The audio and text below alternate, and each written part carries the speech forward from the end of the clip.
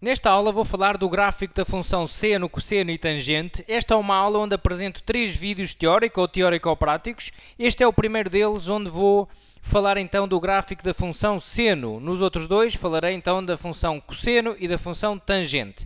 Em primeiro lugar, vou mostrar como poderemos ver o gráfico no referencial cartesiano da função seno de x a partir do círculo trigonométrico. Depois vamos estudar estes pontos que eu aqui tenho ao lado e na parte final do vídeo irei falar desta expressão genérica para uma função deste tipo, f de x igual a mais b seno de cx mais d, para dar como exemplo de uma questão em que nos podem colocar o gráfico de uma função com determinada informação e pedir a expressão analítica, ok? Eu vou explicar como fazer isso na parte final do vídeo, como determinar então a constante A, B, C e D, para ficarmos então com a expressão da função. Bom, antes de mais, vamos então perceber como é que surge aqui o gráfico da função seno de x. Portanto, o eixo das abscissas está aqui escalonado com os ângulos que nós estamos aqui a ver no círculo trigonométrico. Reparem, o ângulo 0 é aqui o valor de x. O x é o nosso ângulo, não é? Que está dentro do seno. Temos aqui o ângulo 0, depois o ângulo π sobre 2. Está aqui o π sobre 2 também definido. Então, aqui no eixo das abscissas, depois o π, que é o 180 graus, o 3π sobre 2 e o 2π. Vamos ver aqui numa volta completa, poderíamos depois continuar a dar voltas, mas vamos analisar assim aqui só numa volta completa. Depois vamos também analisar aqui alguns ângulos para o sentido negativo, para percebermos também o que é que se passa para este lado. Bom, então o que temos que fazer é encontrar os valores do seno, o seno de 0, o seno de π sobre 2, para marcarmos ali no gráfico, não é? Vamos ver então quanto é que será o seno de 0, o seno do ângulo 0. Nós já sabemos, o ângulo 0 é aquele ângulo cujo lado de extremidade coincide aqui com o lado de origem, interseta a linha do círculo trigonométrico neste ponto. Se projetar este ponto no eixo dos senos, portanto não vamos esquecer que o eixo dos senos é este, ok? Se projetar no eixo dos senos, então corta o eixo dos senos no 0, não é? Por isso é que o seno de 0 é 0. Quanto é que será o seno de π sobre 2? Eu penso que neste momento isso já devem ter isso muito bem assimilado, não é? Que o seno de π sobre 2 é então o seno deste ângulo, π sobre 2 é 90 graus. Este ângulo toca o círculo trigonométrico neste ponto. Se projetarmos no eixo dos senos, fica onde está, porque ele já está no eixo dos senos. E por isso vemos que toca o eixo dos senos aqui no valor 1. Nós não vamos esquecer que o círculo trigonométrico tem raio 1, não é? Portanto, o seno de π sobre 2 é igual a 1. E por isso podemos já marcar estes dois pontos. Reparem que já temos aqui dois pontos. Quando o x é 0, a função seno de x também é 0. Então, passa na origem. Quando o x é 0, o valor do seno também é 0. Passa na origem do referencial. Quando o x é π sobre 2, o seno de π sobre 2 dá 1. Então, quando a abscissa é π sobre 2, o valor da função é 1. Quer dizer que passa neste ponto, ok? E poderemos então já unir, reparem, vejam o que acontece aqui no círculo trigonométrico, à medida que os ângulos vão crescendo de 0 para π sobre 2, realmente o valor do seno vai aumentando, aproximando-se ali de 1, não é? Vai aumentando, aproximando-se de 1. Por isso, a função vai aqui a crescer, até a se aproximar ali bastante de 1, não é?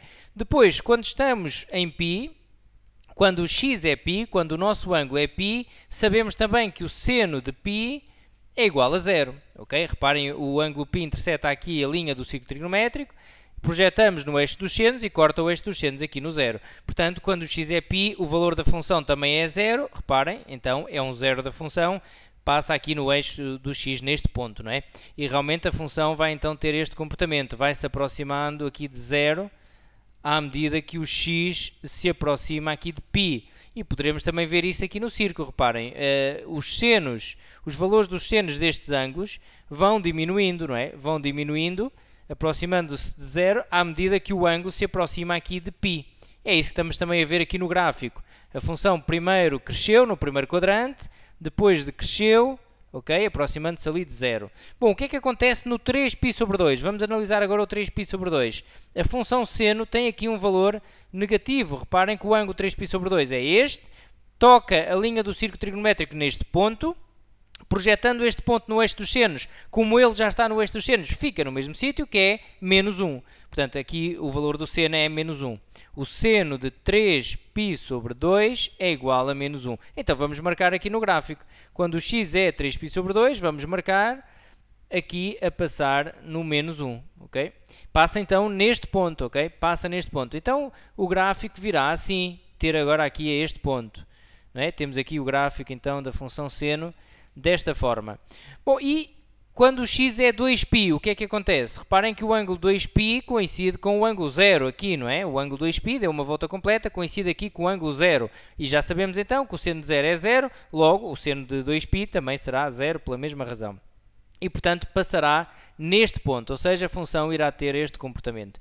Bom, e daqui, nós se continuássemos à volta no círculo, a dar outros valores, viríamos que a função realmente vai ter sempre este comportamento oscilante, vai andar aqui a oscilar entre menos 1 e 1, com um comportamento deste género. E vamos reparar também que isso acontece para valores negativos. Eu vou agora fazer aqui alguns valores negativos para o menos π sobre 2 também, que já está aqui representado. Reparem que o menos π sobre 2 coincide com o ângulo 3π sobre 2, logo o seno é menos 1. E, portanto, poderíamos também aqui marcar o tracejado, a função passará neste ponto, ok? Passa neste ponto e, portanto, terá aqui este comportamento. Depois, quando o seno de menos π, quando o x é menos π, reparem que menos π é este ângulo aqui, coincide com o ângulo π, só que andamos então no sentido negativo, o seno é também 0, ok? Porque o seno de π também é 0, coincidem no mesmo ângulo, portanto passa aqui no valor 0, tem este comportamento. E quando o x é menos 3π sobre 2, ou seja, no ângulo menos 3π sobre 2, estamos neste ângulo, coincide com o π sobre 2, reparem, andamos no sentido negativo para o menos 3π sobre 2, coincide ali com o π sobre 2, não é? Então sabemos que o seno é 1. Bom, então, quando o x é 3π sobre 2, o valor do seno é 1, e por isso passará neste ponto, ok? E temos então o comportamento da função seno desta maneira, ok? Mais uma vez, ela vai ter então este comportamento oscilante sempre de menos infinito até mais infinito, quando x varia de menos infinito a mais infinito. Bom, como poderemos observar só nesta parte do gráfico, a função seno realmente, e confirma aquilo que nós já sabíamos, não é? É uma função que está entre menos 1 e 1, não é? Nós vemos aqui no gráfico que a função está sempre acima desta reta y igual a menos 1 e vemos também que está sempre abaixo desta reta horizontal y igual a 1. E por isso confirma que o seno realmente é uma função entre menos 1 e 1, algo que nós já sabíamos aqui do círculo. Olhando agora para estes pontos, vamos estudar estes pontos, quer através do gráfico, quer através aqui do círculo trigonométrico, ok? Portanto, o domínio da função, vamos considerar que a nossa função é agora esta função f de x igual a seno de x. O domínio vê-se no eixo do x, são os valores que, aqui no eixo do x, onde existe função, não é? Portanto, os valores que têm uma imagem, e nós poderemos ver que esta função no eixo das abscissas vai de menos infinito até mais infinito. O domínio aqui é R, ok? O contradomínio é ver no eixo do y os valores onde a função existe, portanto, os valores que a função assume aqui, logicamente, no eixo do y, que é o eixo da função. E no eixo do y nós vemos que a função varia de menos 1 a 1. Este é, então, o nosso contradomínio, ok? O contradomínio vai de menos 1 a 1. Relativamente à paridade, eu vou aqui relembrar muito rapidamente o que é uma função par, graficamente.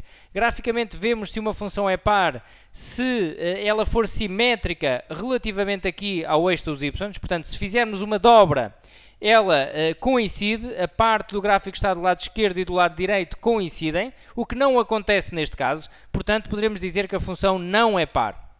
Relativamente a ser ímpar, uma função é ímpar se for simétrica relativamente à origem. E como é que vemos se é simétrica relativamente à origem? Poderemos fazer duas dobras. Dobramos uma vez no eixo do y e dobramos depois, de seguida, no eixo do x. Se o gráfico está na parte direita do eixo do y coincidir com o gráfico que está do lado esquerdo, então será uma função ímpar. E isso aqui acontece. Reparem que se dobrarmos aqui uma vez, ficaríamos com a função aqui com este aspecto, e depois se dobrássemos no eixo do x, viria então cá para baixo, ok? Vou só emendar um pouco aqui o gráfico, porque poderá dar a ideia que... Acho que não dá muito essa ideia, até dá algum conhecimento que temos, mas não é uma reta aqui, ok? Isto faz aqui uma concavidade e o meu gráfico poderia parecer que fazia ali um segmento de reta, ok? Então só muito rapidamente vou corrigir um pouco aqui a curvatura, vá.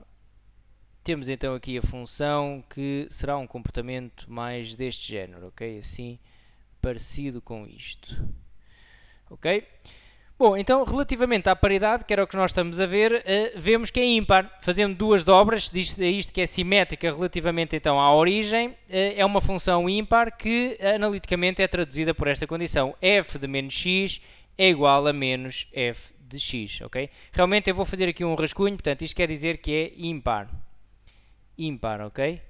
Vou fazer aqui um rascunho mostrando aqui no círculo trigonométrico que isso também é verdade. Vamos ver a que é igual seno de menos x, fazendo uma redução ao primeiro quadrante. Reparem, eu tenho aqui então o meu ângulo x.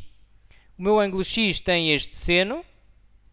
Se eu for ver o ângulo menos x, portanto é o ângulo aqui para a parte negativa, vou ver o seno de menos x. E o que é que eu posso dizer? Realmente este segmento aqui para a parte negativa, o seno de menos x, é igual a este, tem o mesmo tamanho, não é? Mas será que eu posso dizer que o seno de menos x é igual ao seno de x? Realmente os segmentos têm o mesmo tamanho, mas apenas em valor... Bom, se falamos de tamanho, o tamanho será o mesmo, não é? Mas em termos de valor de seno, o valor é o mesmo em valor absoluto, porque este é um valor negativo e este é um valor positivo, não é? Mas é o mesmo valor em valor absoluto. Logo, para esta igualdade ficar verdadeira, basta colocar um menos aqui atrás. E, portanto, verifica aqui a definição de função ímpar, não é? A condição que garante que para todo o x, isto terá que ser para todo o x, não é? Terá que acontecer. E, portanto, esta é uma função ímpar, a função seno. Vamos ver agora a injetividade. Isso, a nível gráfico, vemos logo que não é injetiva. Porquê? Porque existem objetos diferentes que têm a mesma imagem, e isso é o que não pode acontecer para ser injetiva. Reparem que o objeto menos π sobre 2 tem a mesma imagem que o objeto 3π sobre 2, por exemplo, e existem muitos outros. Basta imaginar aqui retas horizontais e vemos que as retas horizontais tocam a função em vários pontos, e isso quer dizer que existem vários objetos que têm a mesma imagem, logo não é injetiva. Vou só colocar aqui não, ok? Porque, portanto, existem vários objetos que têm a mesma imagem. Agora, relativamente ao período, nós temos aqui uma função periódica, nós até já sabemos que o período da função seno é 2π, vamos ver como analisamos isso a nível gráfico. Reparem, a nível gráfico é só identificarmos no eixo do x um intervalo a partir do qual a função se repete sempre. E vamos falar do intervalo mínimo que conseguirmos. Reparem, é um intervalo na qual nós conseguíamos fazer um recorte e se colássemos os pedaços todos iguais uns à frente dos outros, obtínhamos a função por inteiro. Portanto, eu posso imaginar, isso pode ser visto em muitas partes do domínio, não é? do eixo do x, mas eu posso, por exemplo, olhar aqui para este intervalo, que por acaso até não tenho ali o valor e até não me dava muito jeito, portanto, mas já agora vou marcar ali o valor para vos mostrar. Portanto, aqui este valor no eixo do x será o 5π sobre 2, ok?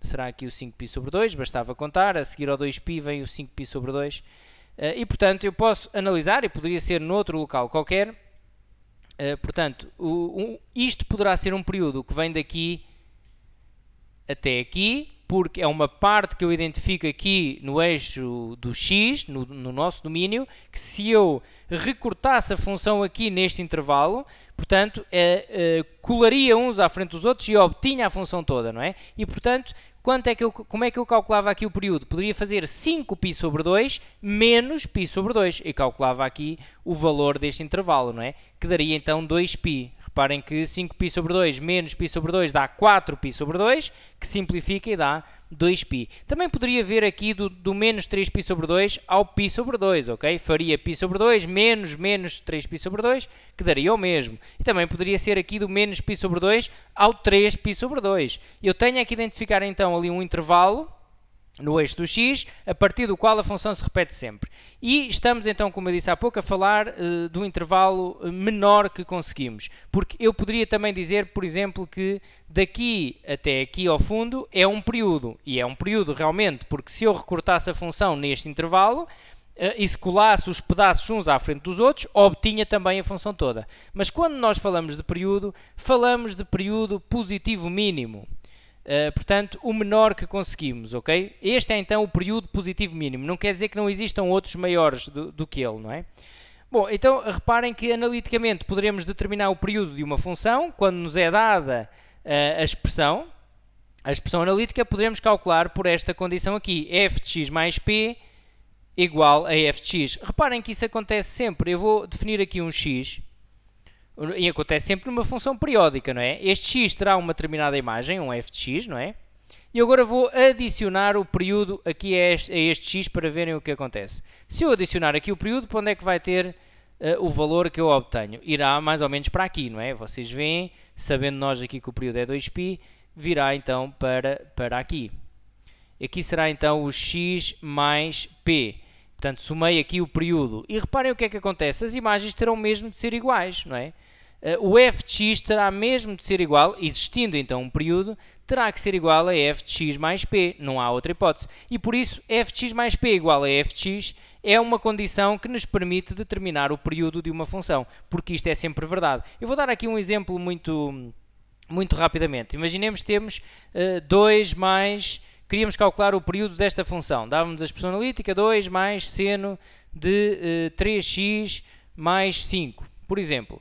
Bom, então o que é que eu poderia fazer? Pegava nesta condição, nesta igualdade, e faria f de x mais p igual a f de x. Então, no lugar do x da minha função, vou colocar x mais p, ficaria com 2 mais seno de 3, abrir parênteses, x mais p, mais 5 igual a 2 mais seno de 3x mais 5.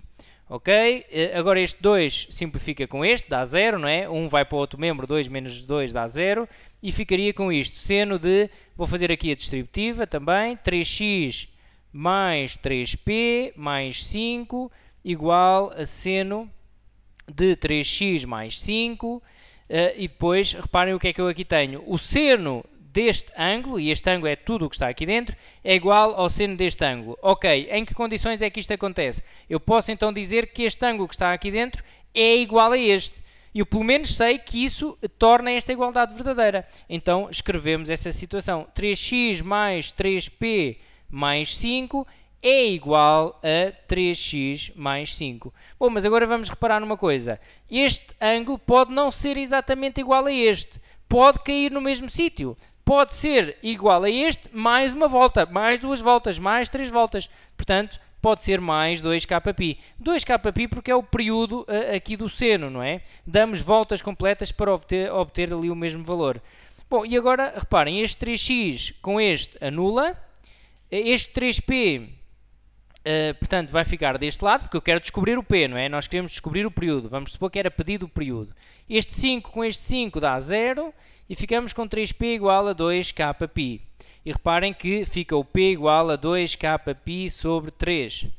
E agora reparem que quando estamos então a calcular o período, tal como eu disse há pouco, estamos a falar então do período positivo mínimo. Então vamos ver qual é o k que nos dá aqui o valor positivo menor possível, que é então, neste caso, para k igual a 1, não é? Se eu fizer então aqui para k igual a 1, fico com o período igual a 2π sobre 3, ok? Bom, e esta irá ser uma forma que nós vamos utilizar para calcular o período. Eu estive aqui apenas a mostrar que ela é verdadeira, porque quando precisarmos do período, vamos olhar ali para a letra, para o número que está a multiplicar por x, e vamos aplicar realmente esta fórmula. Reparem, até podemos olhar ali para aquele c e vamos dizer que o período é igual a 2π, sendo 2π o período da função que estamos a falar no modelo. Neste caso é o seno, mas pode ser o cosseno e a tangente, não é? Se for a tangente, aqui já seria π.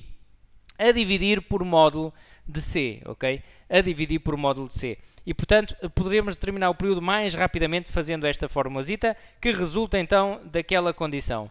Eu agora vou apagar, porque isto, senão não tenho aqui espaço. Eu vou já utilizar esta fórmula a seguir, quando for falar ali de obter a expressão através do gráfico, não é? Vamos precisar também de utilizar esta formulazita. Bom, agora muito rapidamente, e também porque já está a ficar longo este vídeo, vamos então fazer aqui estes limites para avançar para a parte final, onde eu vou então descobrir a expressão analítica de uma função, dado o gráfico da função. Então, o que eu vou então fazer é o seguinte, vou só escrever aqui o período. Nós já vimos então que é 2π, no caso da função seno, período 2π, portanto o período aqui é 2π, e agora vamos ver então estes limites. O limite f de x quando x tende para 0 mais. Vamos então aqui ver no gráfico, já estamos habituados a ver este tipo de limites em funções. Quando o x tende aqui para 0 pelo lado positivo, a função, reparem, a função azul caminha aqui para 0 por este lado, por o lado positivo do 0, ou seja, este limite dá 0 mais. O limite f de x quando x tende para 0 menos, reparem, quando x tende para 0 por este lado, a função irá então aproximar-se também de 0 no eixo do y, não é? Aqui, mas vem deste lado, vem do lado de baixo do 0 no eixo do y, não é? E por isso a função tende para 0, mas para 0 menos. O limite f de x quando x tende para π sobre 2 mais. Vamos ver este exemplo também. Quando x vem aqui para π sobre 2, pelo lado positivo do π sobre 2, então a função, reparem, está a aproximar-se aqui de 1, do valor 1 no eixo dos y, não é? E, portanto, é por valores um bocadinho inferiores a 1, porque está aí pela parte de baixo do 1, não é? E, portanto, tende para 1 menos. E o limite f de x quando x tende para π sobre 2 menos. Quer dizer que o x está aí para π sobre 2 por este lado. Então, vamos ver a função vai se aproximar ali de 1 e por valores também inferiores a 1, ou seja, também 1 menos, ok? Bom, agora vou passar então àquela parte final onde eu disse que iria determinar. Este é o gráfico da função seno, que eu posso utilizar para explicar alguns pormenores do que vou fazer a seguir. E vamos então resolver este exercício. Vamos supor que era pedido então um modelo que a expressão analítica que traduz, que representa esta função que está aqui a azul. E os dados que temos no gráfico são estes. Temos aqui o contradomínio, que vai de 1 a 7, e temos estes dois pontos. Temos esta abscissa e a imagem, e temos também aqui portanto, esta abscissa e a respectiva imagem. Portanto, queremos determinar a expressão da função. Nós escrevemos então o modelo a mais b seno de cx mais d. Também poderíamos obter esta função com o modelo cosseno, ok? Também era possível. Bom, e agora vamos descobrir aqui uma estratégia para calcular cada uma destas constantes, A, B, C e D. Vamos exatamente seguir esta ordem. Vou calcular primeiro o A, depois o B, depois o C e depois o D. E penso que devem seguir sempre esta ordem. Os dados que temos neste tipo de perguntas geralmente costumam ser sempre estes. Costumamos ter o contradomínio e 2 pontos para trabalhar, ok? Bom, ou então dão o período, mas alguma coisa tem que dar sempre para nós trabalharmos. Vamos então entender o que é aqui o nosso A. Reparem que o A está a ser adicionado a uma determinada função. Pelas transformações de funções, nós sabemos que quando adicionamos um k a uma função, uma constante, ela sofre uma translação na vertical, para cima ou para baixo, dependendo se essa constante é positiva ou negativa. Reparem que esta nossa função seno de x não tem 0 a ser adicionado cá atrás, não é? Por isso é que ela tem aqui o eixo do x a passar aqui a meio da sua amplitude, não é? Portanto, ela está aqui, digamos, centrada no eixo do x. Se eu adicionasse um 3 a esta função, 3 mais seno de x, ela subiria 3 unidades, ok? Então, reparem que este meu A vai-me dizer onde é que a minha função está. Aqui é o valor onde esta reta verde interseta aqui o eixo dos y, porque ela subiu, não é? Também poderia ter descido, mas o meu A será este valor. Se ela descesse, o meu A iria ser negativo. Então, como é que poderemos encontrar este valor aqui, este valor no eixo dos y? Reparem, é o que está a meio aqui entre o 1 e o 7. É o que está a meio. Portanto, vamos fazer aqui o valor médio entre estes dois, entre o 1 e o 7. Bom, então como é que eu calculo o valor médio ali entre o 1 e o 7? Faço 1 mais 7 a dividir por 2, ok? A dividir por 2, estou a calcular ali o valor médio, não é? Portanto, 1 mais 7, 8. 8 a dividir por 2 dá 4. Portanto, eu sei que ali passa então no 4 e o meu valor A é o 4. Ela subiu 4 unidades, ok? E, portanto, começa sempre por calcular esta constante, desta maneira, e depois passamos a calcular então aqui a B. Reparem o que é que acontece pela transformação quando multiplicamos uma função por uma função. Quando multiplicamos, a transformação que vamos obter é uma extensão ou uma contração na vertical. Reparem aqui nesta função seno de x. Se eu a multiplicasse por 3, ela iria ficar mais esticada, iria ficar mais estendida assim na vertical. Portanto, iria passar ali em 3 e em menos 3, não é? E, portanto, reparem que valor é que ela agora tem ali atrás a multiplicar. O seno de x tem o valor 1, tem uma unidade, não é? E vamos associar aqui ao gráfico uma unidade e aqui o contradomínio vai de menos 1 a 1. Digamos que a amplitude aqui da função é 2, não é? Mas o valor que está lá atrás a multiplicar é metade da amplitude, é só o valor 1. É isso que vai acontecer também em outros casos, ou seja, este b que eu aqui tenho será metade da minha amplitude. A amplitude que eu aqui tenho é a distância que vai de 1 a 7, não é? Quanto é que vai de 1 a 7? Vão 6 unidades. Então, se eu contar metade, descubro que o meu b é 3. Ok? Porque eu quando multiplico por um valor, imaginem que eu multiplicava aqui por 3, a função iria passar no 3 cá em cima e no menos 3 cá em baixo. Logo, a amplitude ficava 6. Mas eu só a multipliquei por 3, não é? Porque a amplitude vai obrigar a que ela estique 3 unidades aqui para cima e 3 unidades para baixo. Portanto, para calcularmos ali o b, o que nós vamos fazer é metade da amplitude que nós temos. Metade da nossa amplitude. Então, o b será 7 menos 1 a dividir por 2. 7 menos 1 dá a amplitude, não é? A distância que vai ali até ali. Portanto, 6 a dividir por 2, que será então 3. Ok? O meu b será então 3. E é assim que calculamos, ok? Para determinar o valor de c, vou agora fazer aqui então uma outra cor, que pode ser então este azul. O valor de c vamos calcular pela forma que já mostrei há bocado do período. Nós sabemos que o período é igual a 2π, e 2π porque a função que eu tenho no meu modelo é a função seno. E eu sei que o período do seno é 2π. Então o período da minha função será 2π a dividir por módulo de c, ok?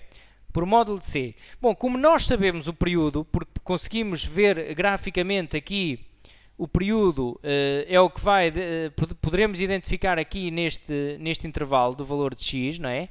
Que o período é o que vai daqui até aqui, ok? E como é que calculamos? Bom, eu então para terminar aqui o período fazia 7π menos 12 a dividir por 10, menos, para calcular esta distância, não é? 3π menos 12 a dividir por 10. Bom, reparem, eu vou fazer já esta conta. 7π menos 3π dá, ora, 4π. E agora reparem que fica menos 12 mais 12, ok? Este menos atrás do traço de fração também interfere com aquele, fica mais. Menos 12 mais 12 dá 0. Então ficamos aqui sobre 10. E isto dá para dividir por 2 em cima e em baixo, 2π sobre 5, ok? Então o período dá 2π sobre 5. Então, como nós temos aqui o período, colocamos aqui 2π sobre 5 é igual a 2π sobre módulo de c, e, portanto, vamos resolver em ordem a c, que é o que nós pretendemos calcular. O c passa para este lado a multiplicar, o 5 passa para aquele lado a multiplicar, fica 10π, ok? E o 2π passa a dividir. Vou só fazer ali um pouco mais devagarinho, porque às vezes isto pode dar confusão aí em alguma cabeça. Vamos então ver. O que vamos fazer aqui é multiplicar em cruz, ok? Passar para a operação inversa. O módulo de c passa então a multiplicar, fica 2π vezes módulo de c, e o 5 passa também a multiplicar, fica 2π vezes 5. Agora este 2π passará a dividir, e fica 2π vezes 5 a dividir por 2π. O 2π a dividir por 2π dá 1 e ficamos com o módulo de c igual a 5, ok? Então isto poderia dar um c igual a 5 ou c igual a menos 5. Vamos escolher o valor positivo. O que é certo é que se escolhêssemos aqui o valor negativo, também seria viável.